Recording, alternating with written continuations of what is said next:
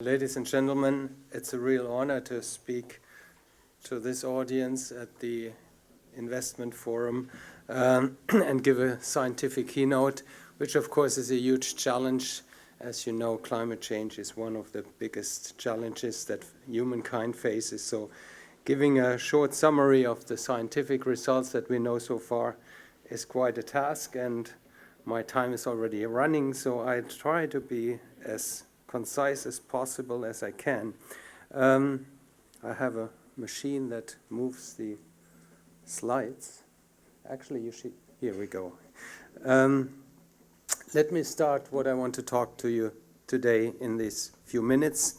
I'll give you a very quick run-up of the Paris Agreement. I try to translate the diplomatic language into what it actually means. And then I will go through a summary of the thousands of analyses that have been done so far on climate change and on climate mitigation. And of course, this will be a very rough overview, but I'll try to be as concise as possible. And as you know, I'm an economist, so I will not talk that much about the natural science part, but I talk about the actions, which of course is economics. I will go through the Paris Agreement, then I will talk a little bit about the results from the IPCC assessment report number 5 that sets the stage for what we need to do. Then I will give you a very short lecture on economics of climate mitigation. As an economist, I need to do that. I'm sorry for it. And then I will look through the different sectors and see what the challenges are there. And then I have the biggest challenge at the end. I will talk a little bit about investment that you probably know much more about than I do. And then I will conclude if Mr. Marshall gives me the time. The Paris Agreement, the main results of the Paris Agreement. You all know the 2 degrees target and the addition that the world should try to be below 2 degrees, maybe even go to 1.5 degrees. There was now a decision to ask IPCC to assess whether 1.5 degrees can be achieved and how, if so, how. We just had a meeting last week with the IPCC Secretariat here in Germany, and I must tell you, we were really concerned whether this is actually possible. But the study will come out next year, and we'll see how it comes out. But there's another part of the Paris Agreement that's important, and that is the Article 4, global peaking as soon as possible. If you translate it, it means that we have net zero emissions in 2050, which means we can only emit what is taken up by the natural sinks, which means, in effect, about half of the emissions that we have today. Quite a challenge. On mitigation, also Article 4, it says, well, everybody should try as much as possible, but that, of course, means we don't have anything like the Kyoto Protocol, so we are back to individual and voluntary contributions, and that, of course, is a big challenge. Then there are many issues, sinks and reservoirs. Every country should conserve and enhance sinks if possible. There's a very general language on non-market and market mechanisms, which essentially means we don't have them, and there is no provision in the Paris Agreement that actually we need to do something about it. It's more or less, let's talk about it. On adaptation, there are, of course, some measures and some instances, and on loss and damage, the support to vulnerable countries. So overall, the Paris Agreement is one of these traditional half-full, half-empty glasses.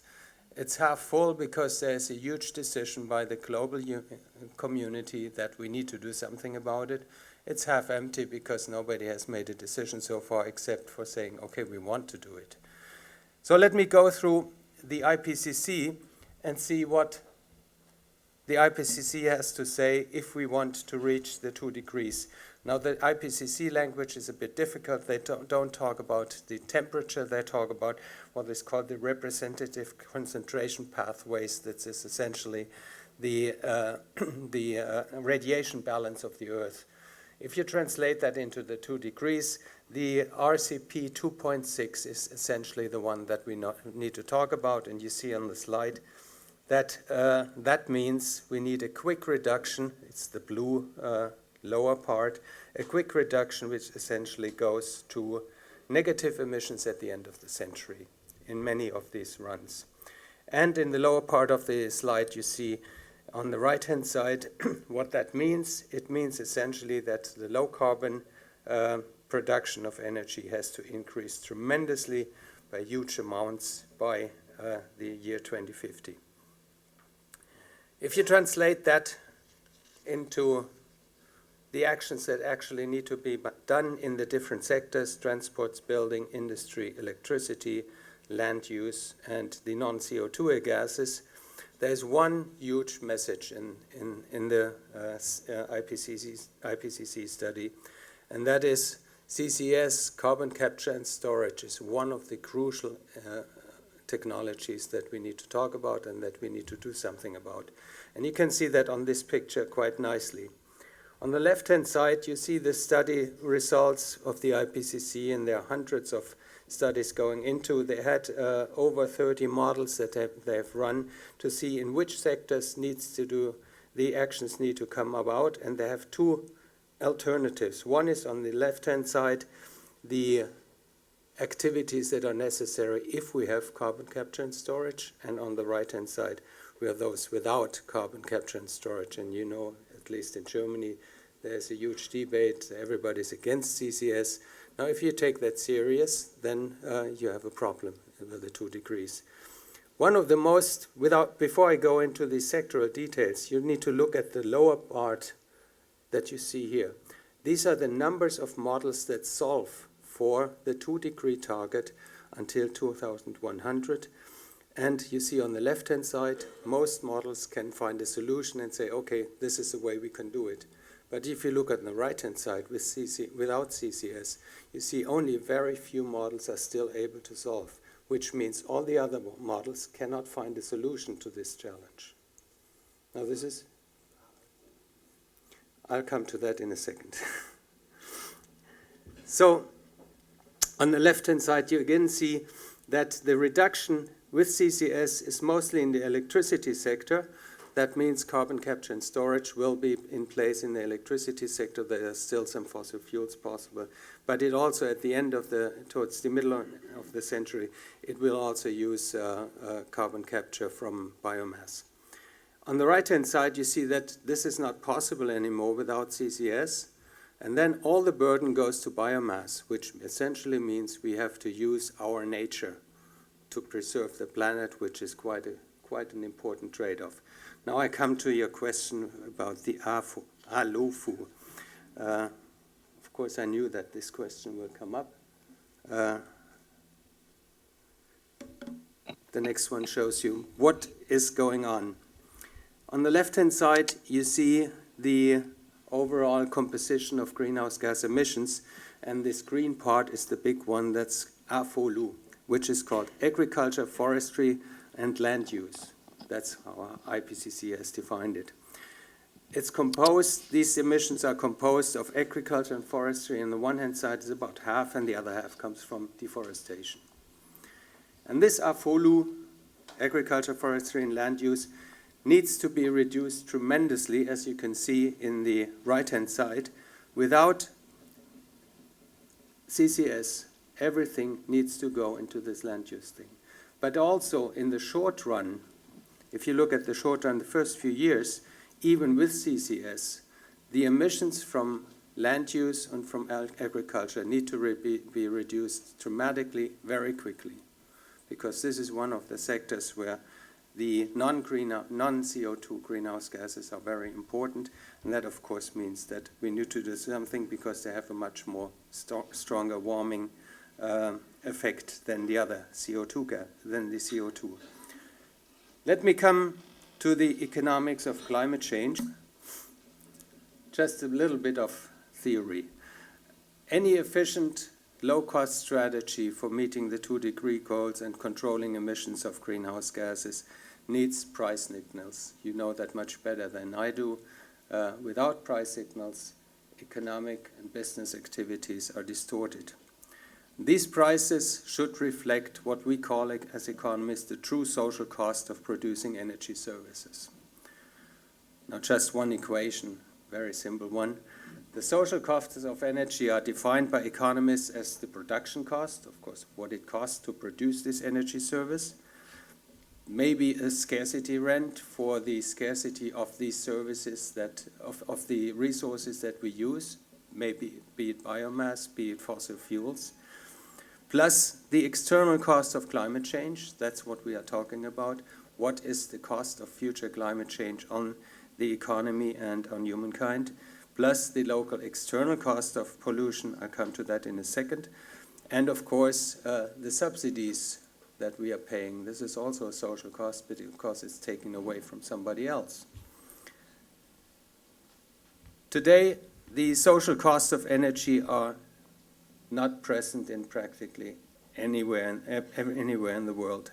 Most countries subsidize in one way or the other the consumption or the production of fossil fuels, and that, of course, is one of the important aspects that already could be attacked quite easily.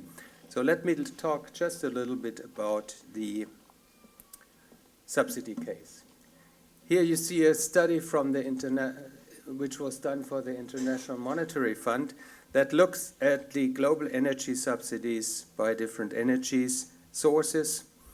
And you see on the left-hand side what they call, they have a slightly strange language, I try to translate it, what they call direct subsidies. These are the subsidies that go directly to energy consumers or energy producers. So if you subsidize oil in Saudi Arabia, give it away for free, that's a subsidy because the costs are much higher than the price of the good. So on the left-hand side, you see the subsidies are in the range of 0.7, now down to 0.4% of global GDP, of world GDP. So it's going down because oil prices have gone down and coal prices have gone down. So subsidies are not as large as they used to be. So that's the good sign. The bad sign is subsidies was only part of this equation. The external costs are the other part. That's what they call the post-tax externalities or the post-tax subsidies. These post-tax subsidies are the sum of these external costs. And if you look at that on the right-hand side, you see this is about 10 times as much as the direct subsidies. So the indirect distortions coming from not internalizing these external effects of climate change and of local pollution effects are much, much higher. And most of them are due to coal consumption. And you can see that they are rising and not falling. So at the end, subsidies are a very important contributor to the effect that we have distorted prices. Now the G7 has just decided this spring we remain committed to the elimination of inefficient fossil fuel subsidies and encourage all countries to do so. That's nice, but that's only 1/10 of the distortions that we actually have. So we have to look for more. That could not be enough. Let me look a little bit deeper into these.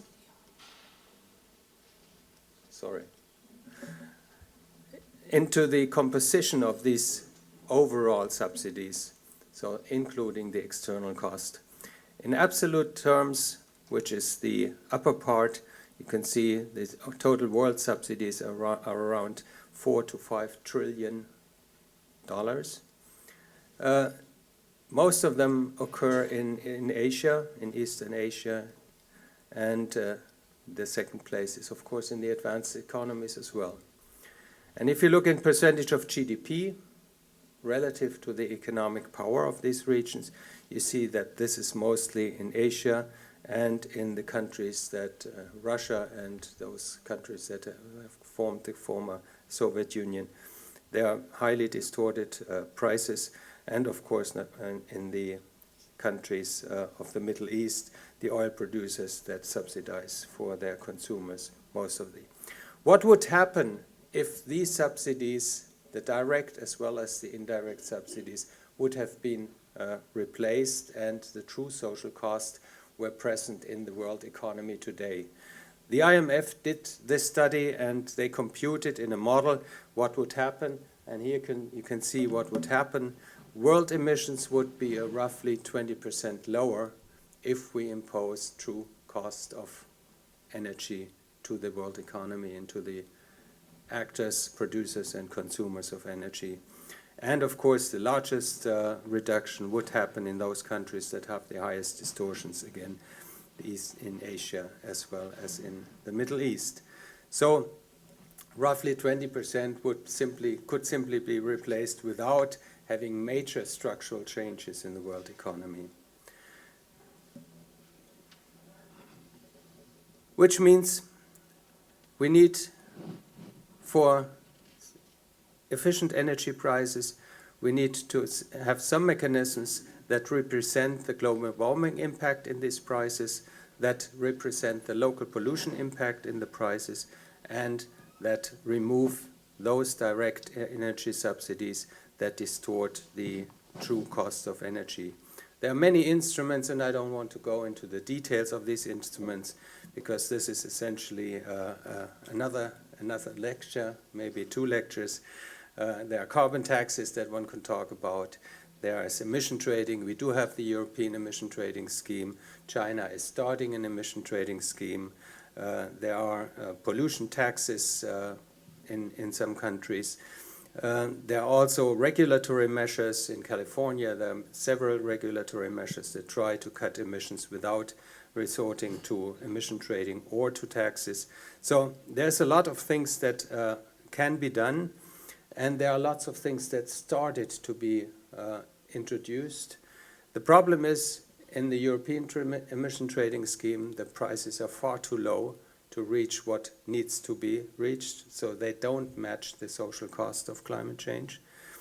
And these activities need, of course, to be strengthened quite substantially, and only then the consumers and the businesses will be able to react to these new price incentives.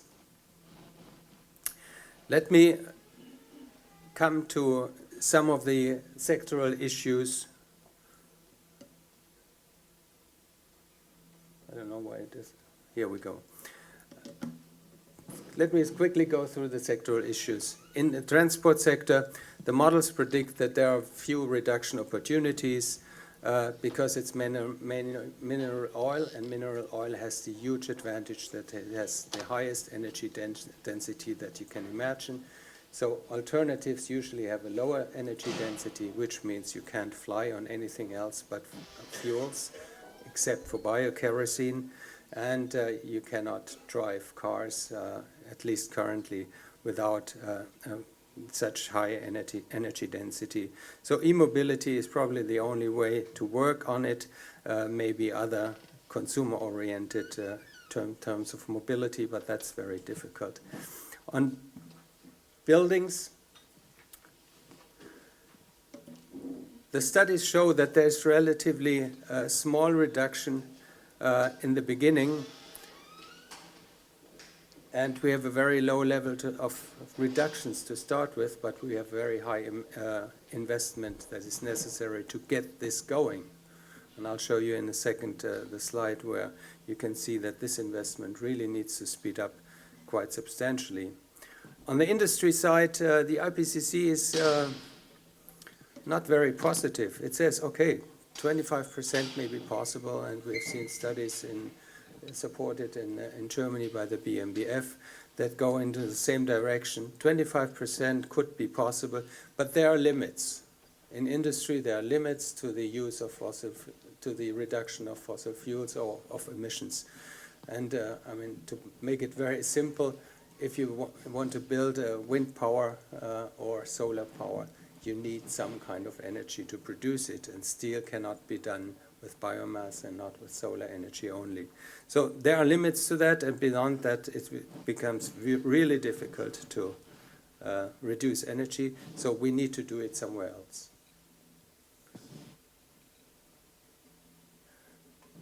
Okay. Next one. Here we go. It's a bit slow. On the electricity sector, it looks much better. We have huge progress in renewables. They are almost cost competitive. If you look at this graph, you see I hope you can see it. This lightly shaded area is the area where energy services are coming from fossil fuels. And there are lots of different renewable energy sources, and they are becoming competitive, even at the distorted prices of today. So if the fossil prices are doubled, which would be roughly what we need to do if we want to represent the social cost, practically all renewable electricity technologies would be competitive, but many of them are already. So electricity is a good case, but there are still some problems. One is these renewable sources, of course, are volatile. Transmission is a big challenge, in many cases because of consumers or local opposition. And of course, the public perception about windmills is sometimes a problem. Carbon prices and pollution control in the electricity sector is something that's politically obviously very difficult. Many governments support still fossil fuel investment into the electricity sector. So especially coal-based power worldwide is one of the big challenges. The plans are huge and nobody knows how to stop many countries from supporting this. And finally, on the AFOLU, that's really a very difficult case. We still have large-scale deforestation. Land use change, for many reasons, takes place, and it needs to be stopped immediately. You've seen in the graph before, the AFOLU emissions need to go down very quickly because this is the easiest case from an economic point of view, maybe not from a political point of view. We also, of course, have this debate, you probably all know it, the meat consumption is very climate intensive, so maybe we need to think about different lifestyles, different consumer habits, especially the non-CO2 emissions, which are difficult to reduce, are connected to meat consumption. And, of course, food security for 10 billion people by the middle of the century requires quite an agricultural intensification. And agricultural intensification means essentially putting more energy onto the land. So we have to think about how we can produce this energy in terms of fertilizer and pesticides in the intensification to actually increase biomass or food production by about 100% by the middle of the century. On top of that, you've seen we need negative emissions in the land on the biomass side. Nobody actually knows how to do that at the moment. There are some ideas, what they call BECS, bioenergy capture and carbon capture and storage, but this is a theoretical concept. Nobody has an idea of how to do it. The other one is afforestation, large-scale afforestation, make Australia one huge forests. The studies that have been done so far, there's a huge program by the German Science Foundation. They show this is essentially impossible and doesn't make sense and it's too costly. So this sector really has a big challenge, although it's, according to the model results, the sector that needs to contribute most to the climate mitigation. Now let me come to investment, and I excuse myself, I'm not a specialist in investment. Here you see the current investment flows that go into the fossil fuels and the renewable sectors collected by the International Energy Agency, and you see the largest part is oil, gas, coal, fossil power, which is electricity from fossil fuels. We have some investment in efficiency and in renewables, very little in biofuels, and then, of course, transport and distribution.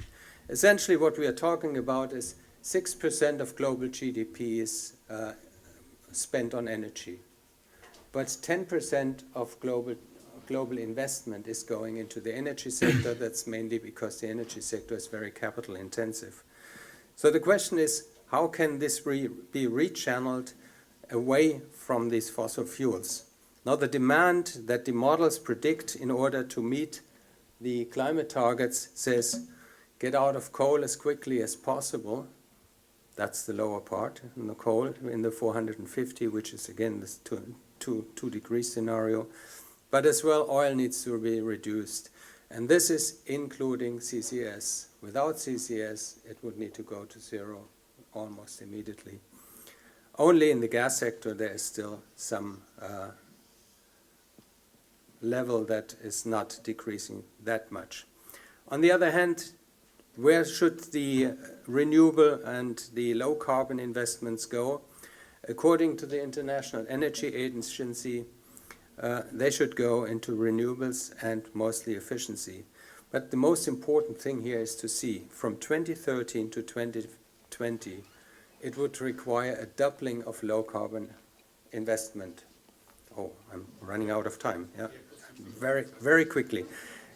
A double of, and by 2035, a tripling of, another tripling of investment. And now I skip this and go directly to my conclusions.